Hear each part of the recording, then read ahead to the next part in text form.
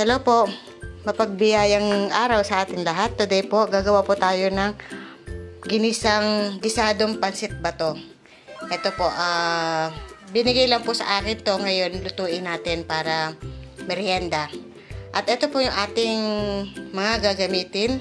Meron po tayo ditong baboy, and then hipon na akin pong tinatanggalan na ng balat. Pakita ko po sa inyo paano siyang tanggalin. Gamit po tayo ng broth cubes na shrimp, oyster sauce, and then yung ating oil. Gamit po tayo ng liquid seasoning, and then yung gulay, meron po tayo dito yung repolyo, bagu beans, carrots, at saka po yung bawang, sibuyas, at yung paminta. Ito po yung paminta powder. At ngayon po, pakita ko po sa inyo yung tinatanggal ko po itong hipon at atin po ito siyang ilalaga. Ito po yung hipon po na ito. Pakita mo, bunso. Tatanggalin nyo po yung ulo. Tapos yung balat. Ilagay nyo po ito. Isa pa po itong soup na pwede nyo magamit sa pansit na ating gigisa.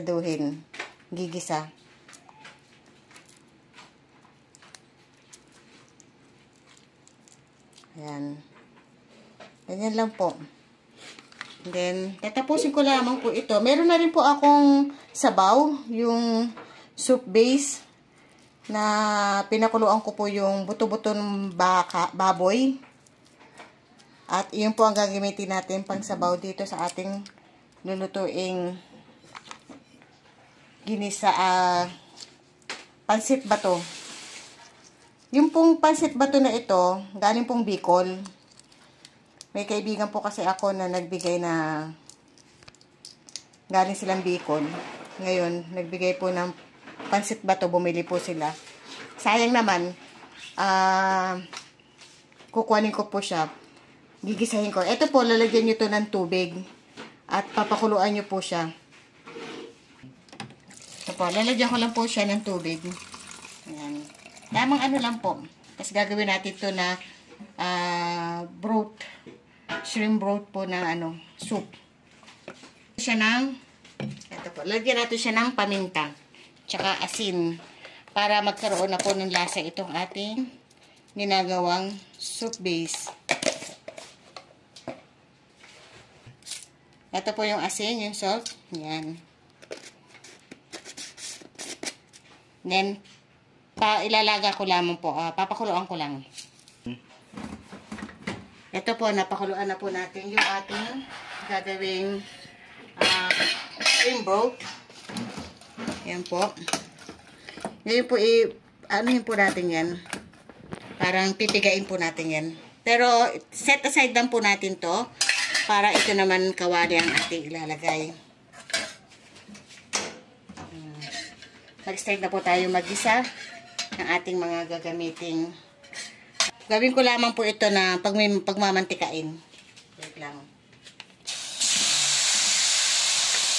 Hayaan lamang po natin ito na maging matoasted, mag-golden brown.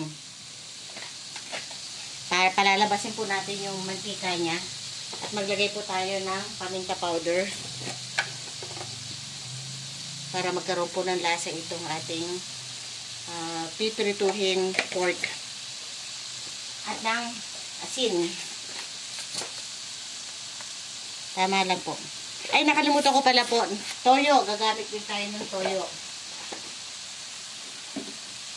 Ito. Hindi ko na isama sa aking kuhang ingredients. Minsan talaga, pag talaga nito, nakakalimot-limot na eh. Pero, along the way po, nahahabol po natin yan. Yan. Pagmamantikain lamang po natin ito.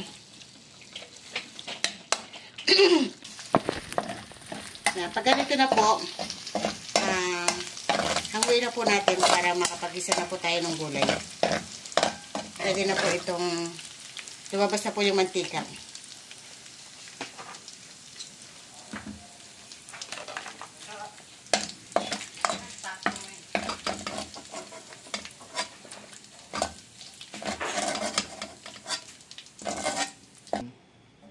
Mag-start na po tayo mag-isa.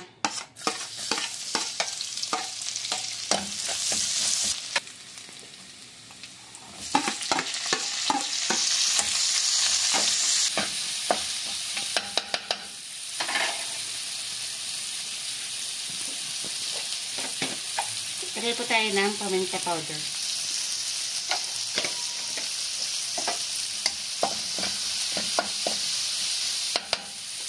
At ilagay na po natin itong ating hipon.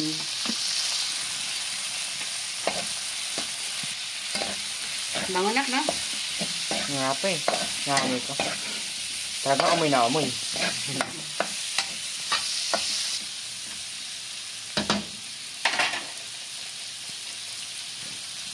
Ano na po natin itong mga gulay. Itong matangang matitigas na to.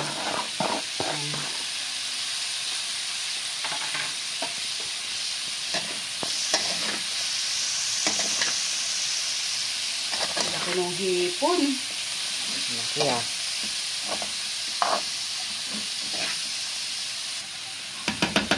Timplahan na po natin. Lagyan na po tayo ng liquid seasoning.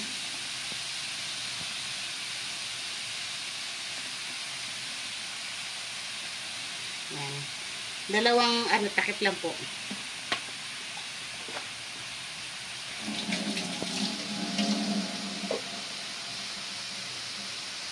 Lagyan na rin tayo ng toyo.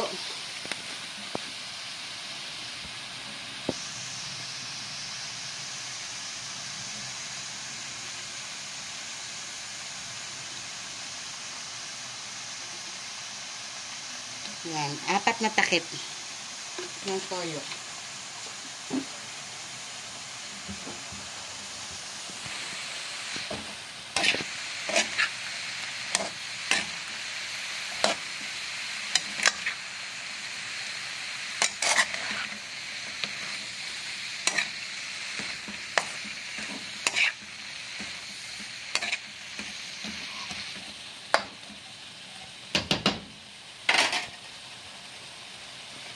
Maglagay na po tayo ng oyster sauce.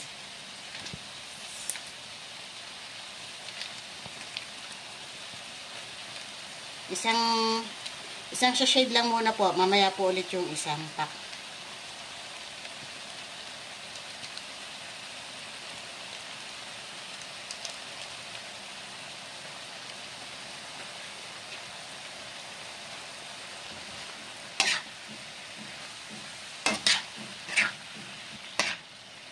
Lagay na po natin yung repolyo.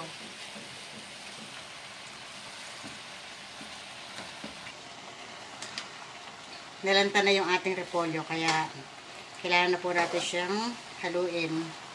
Dahil mahirap po ma-overcook yung nasa ilalim na gulay. Binawasan ko po yung mantika nito kasi mamaya ano ko naman dun sa isa.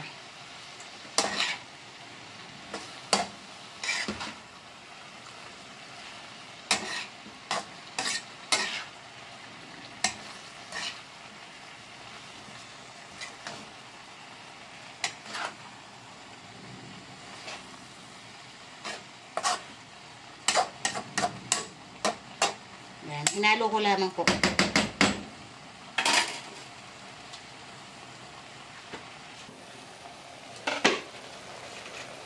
Ito po, okay na po yung gulay.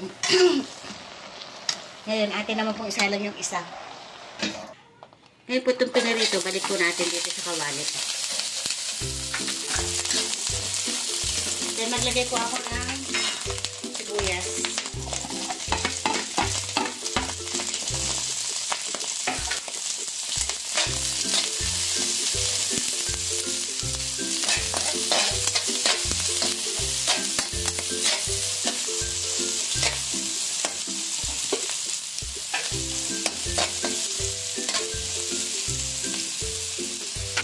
Ito po yung sasabi ko sa inyo na pork broth po na soup. Tsaka po ito yung ginisang yung pong hipon na akin kaninang tinanggalan ng mga skin yung mga ulo po. Mga ulo ng hipon. Ngayon, pinipiga-piga ko lamang po ito para gamitin natin dito sa ating pangsabaw. Sa ating pansit. Ngayon, kukuha lamang po tayo dito. Ito. O, bakit? Mainit. Hindi pa na ano, pasa yung elbow ko. Ah. Ganyan lang po. Paghaluin nyo lamang po ito. Ito po ngayon yung sabaw. Salain po natin.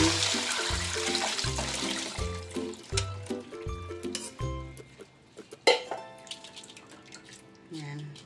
Napiga na po natin to. At sinala para hindi maisama dito sa tansyahan lang po. Yan.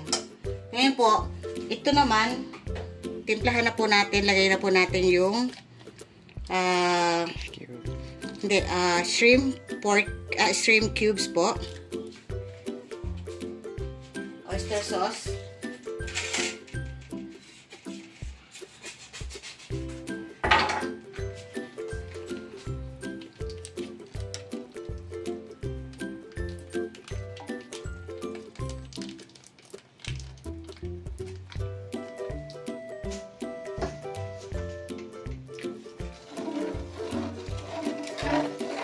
Hindi ko na po siya lalagyan ng toyo. Mamaya na po pagka kumulo.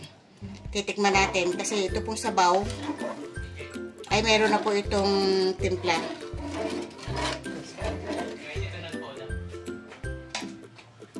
Ito po, pag kumukulo na siya, pag kulong-kulo na, lagay na po natin itong pansit.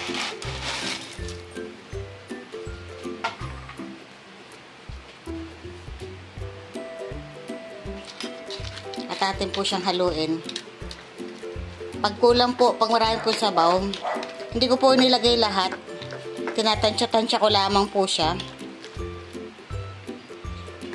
Yan, pwede po kayo magdagdag pa dito ng pansit.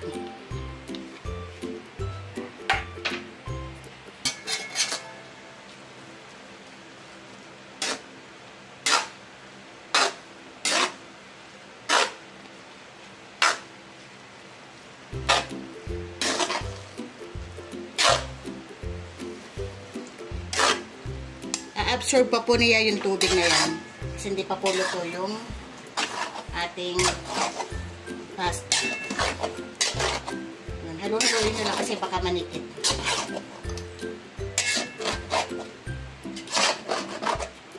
Ayan po, nawawala na. Pag kulang naman yung soup stock nyo, pwede naman po kayo kasi meron naman nakareserba.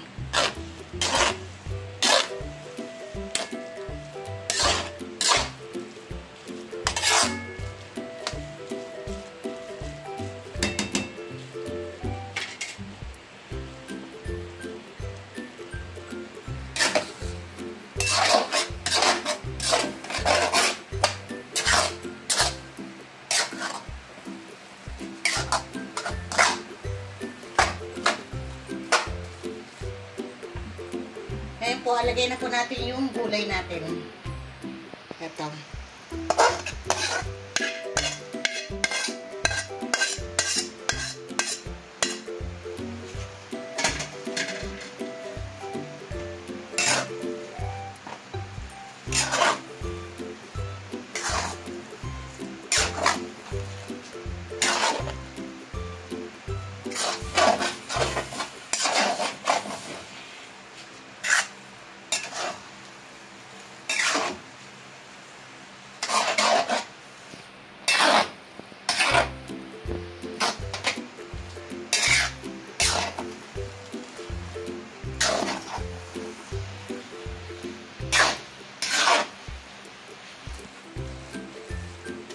Ito na.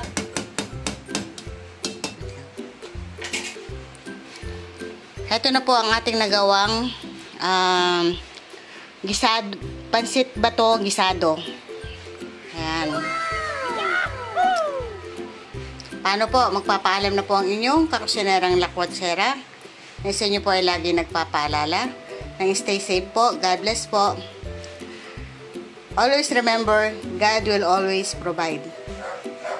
Thank you for watching.